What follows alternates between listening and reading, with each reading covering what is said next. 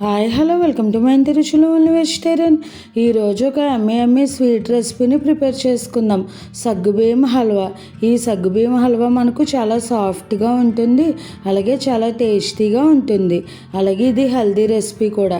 ఈ సగ్గుబియ్యం హల్వా కోసం మనం ముందుగా సగ్గుబియ్యాన్ని నానబెట్టి ఇలా పేస్ట్ కింద చేసుకుని ఈ హల్వాని ప్రిపేర్ చేసుకుంటాము. అందుకని చాలా సాఫ్ట్గా అలాగే చాలా టేస్టీగా ఉంటుంది ఈ హల్వా. ఈ హల్వా మనకు డిజర్ట్లోకి లేదంటే ఏదైనా స్వీట్ తినాలి అనుకున్నప్పుడు చాలా సింపుల్గా ఈ హల్వాని ప్రిపేర్ చేసుకోవచ్చు. ఇక ఆలస్యం చేయకుండా సగ్గుబియ్యంతో హల్వాని ఎలా ప్రిపేర్ చేసుకుందామో ఇక వీడియోలోకి వెళ్దాము. ముందుగా ఏదైనా ఒక బౌల్ తీసుకుని అందులోకి 1 కప్పు వరకు సగ్గుబియ్యాన్ని వేసుకోవాలి. పెద్ద సగ్గుబియ్యంతో ఈ హల్వాని ప్రిపేర్ చేసుకుంటేనే బాగుంటుంది. ఇలా పెద్ద సగ్గుబియ్యం 1 కప్పు వేసుకున్న తర్వాత తగినన్ని వాటర్ పోసుకుని ఈ సగ్గుబియ్యాన్ని ఒకసారి బాగా ఇలా మనం వేళ్ళతో ప్రెస్ చేసుకుంటే ఈ సగ్గుబియ్యాన్ని కడిగితే కనుక పైన మనకు పిండి పదార్థం వచ్చేస్తుంది. ఇలా సగ్గుబియ్యం బాగా కడిగిన తర్వాత ఈ వాటర్ని వంపేసుకోవాలి. 1-2 సార్లు కడిగితే సరిపోతుంది. ఇప్పుడు వాటర్ అన్ని తీసేసుకున్న తర్వాత 1 కప్పు సగ్గుబియ్యానికి 1 కప్పు వరకు వాటర్ని వేసుకుని ఈ సగ్గుబియ్యాన్ని కనీసం 2 గంటలు లేదంటే 3 గంటలు నానబెట్టాలి. అప్పుడే సగ్గుబియ్యం మనకు పర్ఫెక్ట్గా నానుతుంది. చూసారు కదండి, సగ్గుబియ్యంలో వాటర్ వేసేసుకుని ఈ సగ్గుబియ్యాన్ని నానబెట్టేసుకోవాలి. కనీసం 3 గంటలు నానితే కనుక మనకు హల్వా కన్సిస్టెన్సీ అన్నది బాగుంటుంది. ఇప్పుడు మూత పెట్టేసుకుని సగ్గుబియ్యాన్ని నానబెట్టుకుని 3 గంటలు అయిన తర్వాత మనం మూత తీసి చూద్దాము. చూసారు కదండి, సగ్గుబియ్యం పర్ఫెక్ట్గా నానిపోయి ఉన్నాయి. కొద్దిగా వాటర్ ఉంటుంది కానీ మనకు గ్రైండ్ చేసుకునేసరికి సరిపోతుంది. చూడండి, సగ్గుబియ్యం కూడా చాలా సాఫ్ట్గా నానిపోయాయి. ఇప్పుడు ఈ సగ్గుబియ్యాన్ని ఒక మిక్సీ జార్లోకి వేసుకోవాలి. ఇలా మిక్సీ జార్లోకి వేసుకుని మెత్తగా పేస్ట్ చేసుకోవాలి. ఎక్కడ పలుకు అన్నది లేకుండా వెరీ స్మూత్ పేస్ట్ వచ్చేటట్టుగా గ్రైండ్ చేసుకోవాలి. ఒకవేళ మీకు పలుకు ఉన్నది అనుకుంటే కనుక ఏదైనా ఒక బెజ్జాల గిన్నెలోకి వేసుకుని మనం ఈ పేస్ట్ని సపరేట్ చేసుకుంటే సరిపోతుంది. నాకైతే ఇలా ఫైన్ పేస్ట్ లాగా వచ్చేసింది. చూడండి, ఎక్కడ పలుకేమీ లేకుండా ఎంత ఫైన్గా వచ్చేసిందో ఈ సగ్గుబియ్యం పేస్ట్ అన్నది. ఇలా గ్రైండ్ చేసేసుకుని సగ్గుబియ్యం పేస్ట్ని పక్కన పెట్టుకుని స్టవ్ పైన ప్యాన్ పెట్టుకుని మనం పాకాన్ని రెడీ చేసుకోవాలి. స్టవ్ పైన ప్యాన్ పెట్టుకుని అందులోకి 1 టీ స్పూన్ వరకు నెయ్యిని వేసుకోవాలి.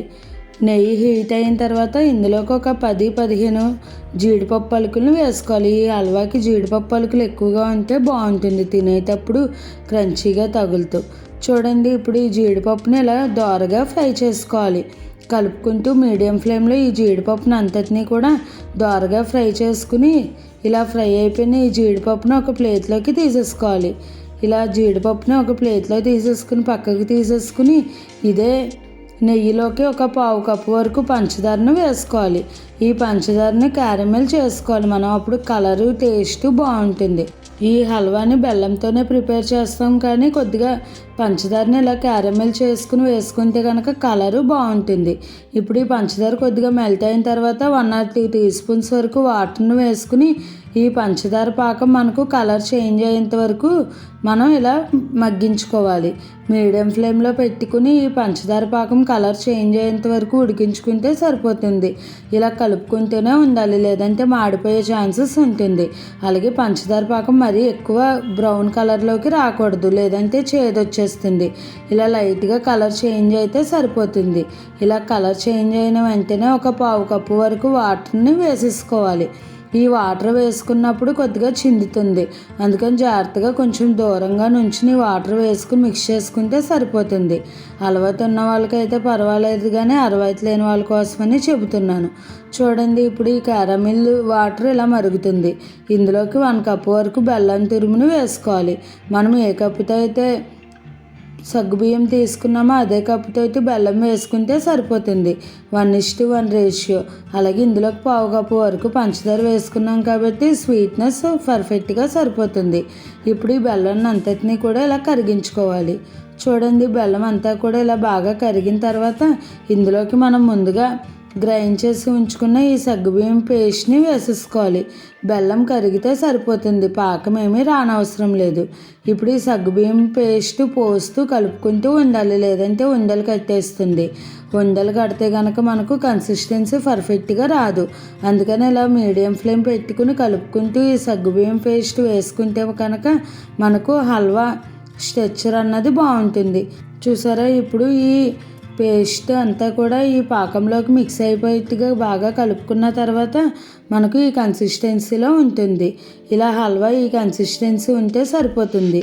ఇప్పుడు ఇందులోకి మరొక 2 టీ స్పూన్స్ వరకు నెయ్యి, అలాగే ముందుగా ఫ్రై చేసి ఉంచుకున్న జీడిపప్పు పలుకులు వేసేసుకోవాలి. తర్వాత ఇందులోకి ఒక 1/2 టీ స్పూన్ వరకు ఇలాచీ పౌడర్ వేసుకోవాలి. ఇలాచీ పౌడర్ వేసుకోవడం వల్ల ఫ్లేవర్ అన్నది చాలా బాగుంటుంది. అలాగే కొద్దిగా కుంకుమ పువ్వు రేకులను కూడా వేసుకోవాలి, ఇది ఆప్షనల్. వేసుకుంటే కనుక ఫ్లేవరు కలరు బాగుంటుంది, లేని వాళ్ళు స్కిప్ చేసేయచ్చు.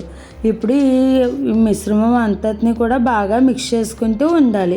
అప్పుడే మనకు హల్వా బాగా ఉడికి మనకు ప్యాన్కి సెపరేట్ అయిపోతూ ఉంటుంది.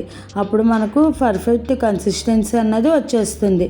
చూడండి, అంతా కూడా బాగా మిక్స్ చేసుకున్న తర్వాత మనకు ఇలా ప్యాన్ నుంచి సెపరేట్ అయిపోతుంది. ఇలా మనకు ప్యాన్ నుంచి సెపరేట్ అయిపోతే హల్వా అన్నది పర్ఫెక్ట్గా రెడీ అయిపోయినట్టే. అంతేనండి, మనకు ఎంతో యమ్మీ సగ్గుబియ్యం హల్వా రెడీ అయిపోయింది. చాలా సింపుల్ ప్రాసెస్తో టేస్టీగా ఈ సగ్గుబియ్యం హల్వాని ప్రిపేర్ చేసేసుకోవచ్చు. మనం ఇలాగే డైరెక్ట్గా సర్వ్ చేసేసుకుని తినేయవచ్చు, లేదంటే పీసెస్ లాగా కట్ చేసుకుని అయినా కూడా తినవచ్చు. మనం ముందుగా సగ్గుబియ్యం నానబెట్టుకుంటే కనుక మిగతా ప్రాసెస్ అంతా కూడా చాలా ఈజీ అయిపోతుంది. చూడండి ఎంత సాఫ్ట్గా ఉందో, చాలా టేస్టీగా కూడా ఉంటుంది. మీరందరూ కూడా ఈ ప్రాసెస్లో ఒకసారి ట్రై చేసి చూడండి, అందరికీ కూడా బాగా నచ్చుతుంది. మీరు ట్రై చేసిన ఈ రెసిపీని ఎలా వచ్చిందన్నది నాకు కామెంట్ చేయడం మర్చిపోకండి. ఇప్పుడు డైరెక్ట్ ఇలాగే తినేయాలి అనుకుంటే కనుక సర్వింగ్ బౌల్స్లోకి వేసేసుకుని సర్వ్ చేసేసుకోవడమే. ఇంకా మీకు ఏమైనా వెజిటేరియన్ రెసిపీస్లో వెరైటీగా, హెల్తీగా, టేస్టీగా, సింపుల్గా కావాలి అనుకుంటే నాకు కామెంట్ చేయండి. చూడండి ఎంత కలర్ఫుల్గా ఉందో, అలాగే టేస్ట్ కూడా మనం ఇలా నోట్లో పెట్టుకోగానే అలా కరిగిపోతూ వెళ్ళిపోతుంది. అంత టేస్టీగా, సాఫ్టీగా ఉంది. మనం ఒకవేళ పీసెస్ లాగా కట్ చేసుకోవాలి అనుకుంటే కనుక ఒక ప్లేట్కి నెయ్యిని అప్లై చేసుకుని ఈ హల్వాని స్ప్రెడ్ చేసుకుని ముక్కలుగా కట్ చేసుకుని అయినా కూడా సర్వ్ చేసుకోవచ్చు.